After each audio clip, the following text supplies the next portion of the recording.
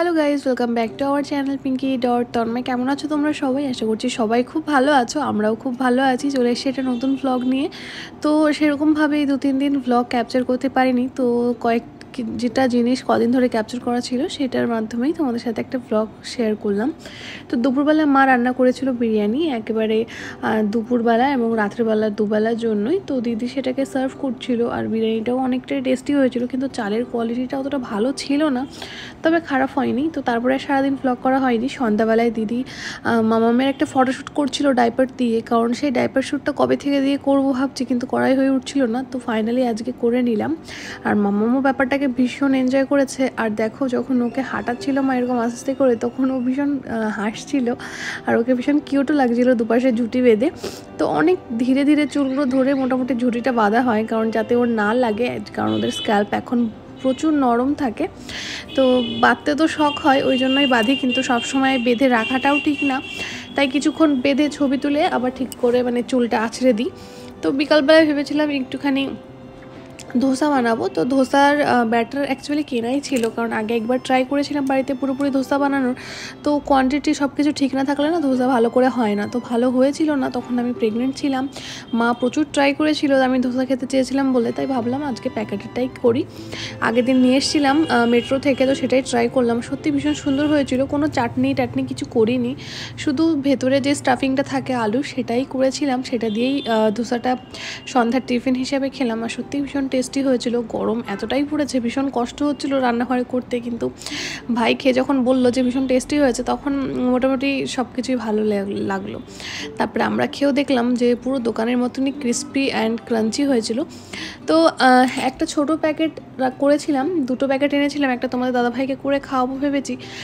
তো একটা প্যাকেটে না 8টা হয়েছিল, সবার 2টো করে হয়ে গেছিলো। তোমার দাদাভাই ছিল না বাড়িতে, তো ভীষণ টেস্টি হয়েছিল, মাও বলছিল ভীষণ টেস্টি হয়েছে। আর মাম্মাম এখানে দেখো দিদুনের সাথে খেলা করছে, মা ওর পাশের থেকে সরেই না বলতে পারো, সবসময় ওর সাথেই টাইমটা স্পেন্ড করে। আর এখন এই যে আমি আর দিদি খাবো, তো আমি খেয়ে বলছিলাম যে কেমন হয়েছে।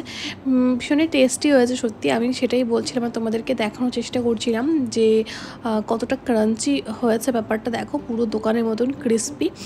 তো নেক্সট টাইম যখন ওই স্টাফিং দিয়ে আবার বানাবো, তখন তোমাদের সাথে রেসিপিটা শেয়ার করে দেবো, যাতে তোমরা যদি চাও বাড়িতে বানাতে অবশ্যই বানাতে পারো।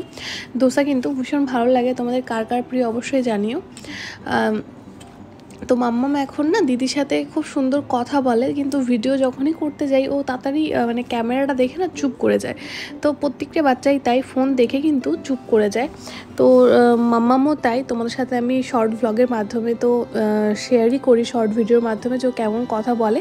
তো এই দিন কেউ না ভীষণ কথা বলছিল, আমি তোমাদেরকে আজকেই শর্ট ভিডিওর মাধ্যমে শেয়ার করে দেব, তোমরা দেখে এসো যে এই সময়টা ও কত কথা বলছিল। আমি লুকিয়ে লুকিয়ে ভিডিওটা নিয়েছি, ও বুঝতেই পারেনি, তাই জন্যই কিন্তু এই ভিডিওগুলো করা, যাতে ও মেমোরিগুলো থাকে আর ও বড় হয়ে দেখতে পায় ওর ছোটোবেলা থেকে আস্তে আস্তে করে বড় হয়ে ওঠা আমাদের সাথে।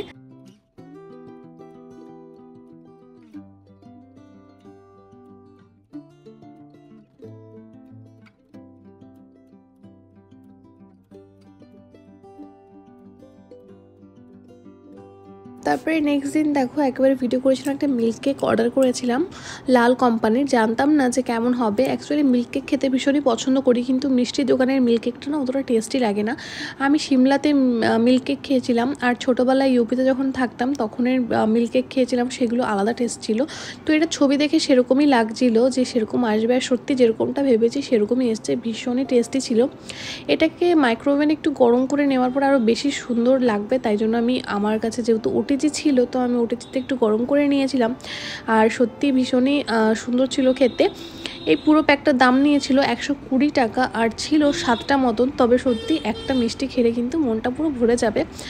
আর দেখতেই পারছো যে কতটা সুন্দর লাগছে দেখতে। মিষ্টি খেতে অতটা পছন্দ করি না, কিন্তু এরকম টাইপের শুকনো মিষ্টি খেতে কিন্তু ভীষণই ভালো লাগে। কারা কারা আমার মতো মিষ্টি খেতে পারো না অবশ্যই জানিও। এখনকার দিনে দেখেছি বেশিরভাগ মেয়েরাই মিষ্টি খেতে পছন্দ করে না। তো আমি এরকম শুকনো মিষ্টি, কালো মিষ্টি খেতে পারবো, একটা করে মিষ্টি খেতেই পারবো।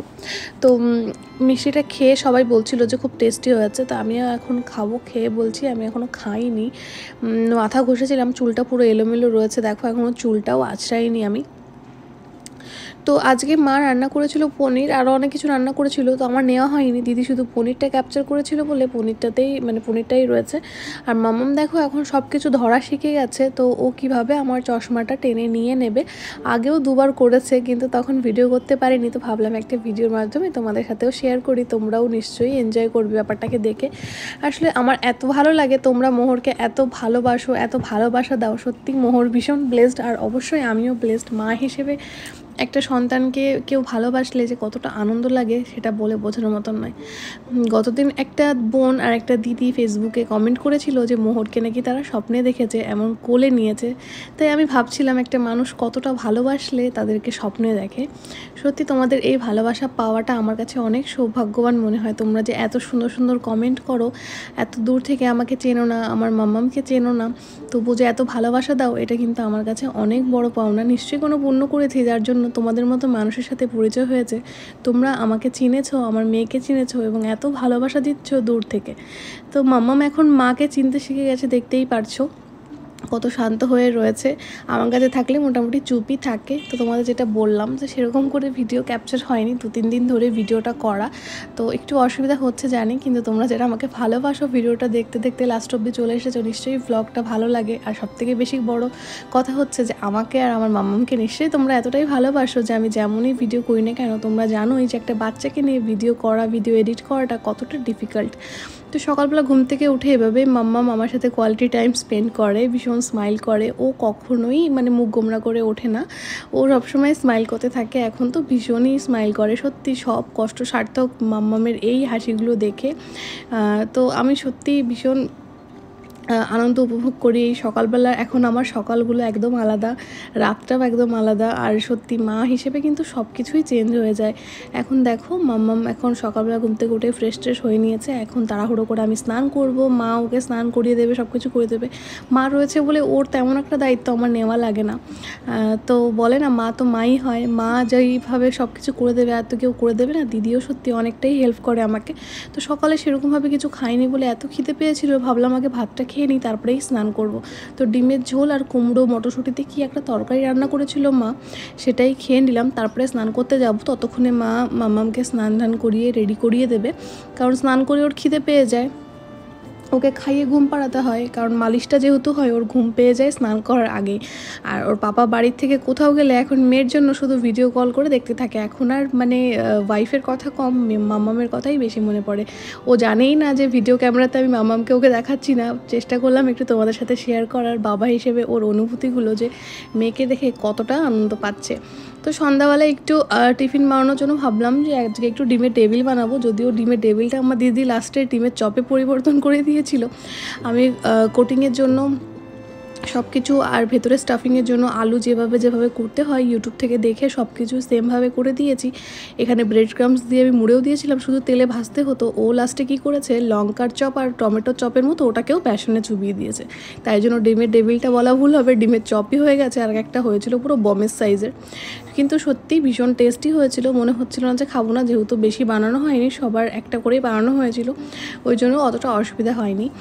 তো কেমন লাগছিল ডিজাইন সার্ভ করার পরে সেটা জানিও। আর মাম্মাম দেখো মুখ দিয়ে ওর লালা পড়ছে, আর আমার মা কী করছে ওর সাথে ভীষণ হাসাহাসি করে না। মাঝে মাঝে সময়গুলো যায়, ভীষণই আনন্দ হয়। সব সময় ক্যামেরাতে ফুটেজ নিতে পারি না, তবে চেষ্টা করি যতটা রাখা যায়। তোমরা দেখতেই পারছো যে কেমনভাবে লালাটা পড়ছে ওর মুখ থেকে। আর মাঝে মাঝে না এরকম করে আবার মুখে দেখো, মুখের ভেতরে ভরেও নেবে দেখো পুরো। তো এখন দেখছি কতটা আনন্দ লাগছে। এই ভিডিওটাই 6 মাস পরে দেখলে আরও আনন্দ লাগবে, যখন মোহর অনেকটাই বড় হয়ে যাবে। তো তারপরে দেখো রাত্রেবেলায় দিদি রান্না করছিল চিকেন, কারণ আমরা পরশু দিনকে চলে যাবো এখান থেকে। তো ফ্রিজে চিকেন ছিল কিছুটা, তো ফ্রিজে থাকলে না বেশি দিন ভালো লাগে না খেতে। তো দিদি বললো এটা রান্না করেই ফেলি। তো দিদি এখানে রান্না করছিল, আমি একটুখানি সেজে রিলস বানালাম। বানানোর পরে এই যে মাম্মামকে নিয়ে এখন একটু দিদির কাছে এলাম। যদিও রান্নাঘরে অনেকটা গরম, তো ভাবলাম দিদি একা রান্না করছে, ওর কাছে একটু যাই। তো ওইভাবেই আজকের দিনটা কাটলো। কেমন লাগলো ভিডিওটা অবশ্যই জানিও। যারা ভিডিওটা দেখতে দেখতে লাস্ট অবধি চলে এসছো, নিশ্চয়ই ভিডিওটা কিছু না কিছু ভালো লেগেছে। চ্যানেলটিকে সাবস্ক্রাইব করে দিও, আর পাশে থাকা বেল আইকনটাকে প্রেস করে দিও যদি ভালো লাগে। তো এই যে চিকেন দিয়ে লুচি করা হয়েছিল, চিকেন আর লুচি রাত্রের ডিনার। তো চলো টাটা, দেখা হবে নেক্সট ভিডিওতে।